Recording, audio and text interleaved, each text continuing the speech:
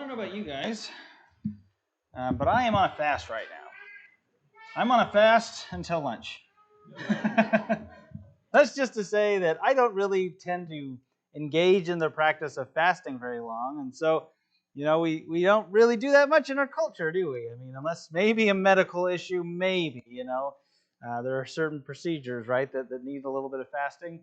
There are things that, again, our culture is really engaged in food. Food's a huge part of our culture. We do a lot of things surrounding eating and what have we eaten today. And I know my family, it's all about what are we going to have Sunday afternoon. We've got a roast going, so I'm excited. I'm very excited, But then Jesus tells us in the Sermon on the Mount, as we're continuing in that, Jesus gives us a little lesson in fasting. And as we've been going into the practice of spiritually disciplined practices, as we've been talking about what is it that we should be doing in these spiritual practices, Jesus gives us this message in chapter 6, 16 through 18. He says, "And when you fast, do not look gloomy like the hypocrites, for they disfigure their faces, that their fasting may not be seen by others. And truly I say to you, they have received their reward. And when you fast, anoint your head and wash your face, that your fasting may not be seen by others, but by your Father who is in secret. And your Father who sees in secret will reward you." Now, we can go into this whole concept of, why we should, how we should fast and the ways in which we should go about that. But I think the first thing we really need to do, because I don't think we really understand this in our culture, is the practice of fasting. We don't really have a great engagement in that spiritual practice. We don't really tend to spend a lot of time on it. Certainly we don't teach on it. Certainly as a church we don't strive for it. We don't seem to see a need for it. In fact, isn't fasting just for those like super spiritual people? The Bible boppers who are in their Bible all the time. And isn't that the only people who really should be fasting? I mean, that's not for us normal people, right?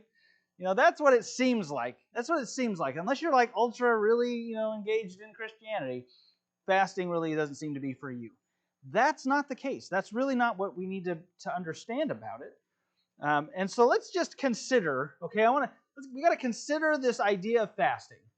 This idea of fasting, because on its face it seems, why wouldn't you eat? If you've got the food, you don't know when your next meal is going to come maybe, you should be eating. It's a big part of it. But let's consider eating for a second, all right? Big part of our culture. We eat all the time.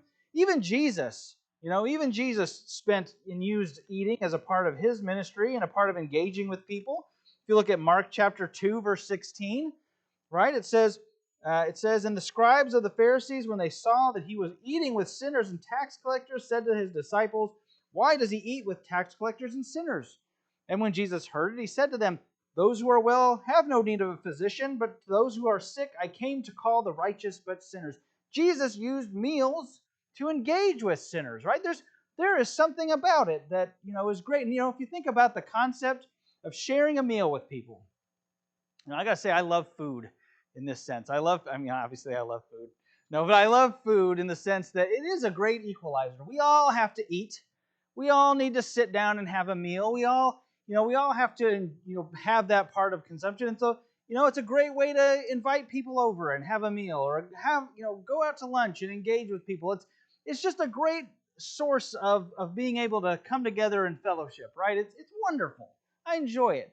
And if you've ever been to a Texas potluck, it's like that's just like the best part of eating in all its forms. But here's the thing about eating that I think is the problem.